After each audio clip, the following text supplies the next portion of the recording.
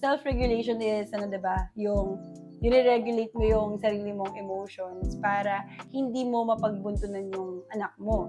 Ngayon, ganda ng concept nun. But it's so hard to do. Hard. Oo, correct. Yes, we can always keep on trying to achieve that. We need to acknowledge na tao lang tayo. Pero ano bang gagawin natin kapag kunwari na pagtaasan natin ng boses yung anak natin? I think it's a matter of communicating to them. Kunwari, after ng incident, okay, ito yung nangyari, ito yung nag-trigger sa akin, I am accountable sa naging reaction ko and hindi ko siya minimin, blah, blah, blah. I-debrief mo kung ano nangyari. Kasi, from my experience sa parents ko before, is they have the tendency to like, patay mali siya na lang. Yung, kunwari, may nangyari. Walang ganun noon. Yun na nga, yun yung cycle na gusto ko i-break.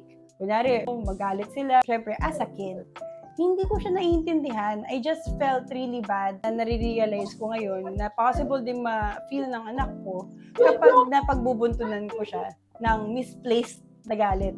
Pero ng time na yun, dahil they feel like hindi maintindihan ng bata, they'd prefer na wag nilang pag-usapan. So, hindi rin nagkaroon ng chance yung bata na i-process kung ano nangyari.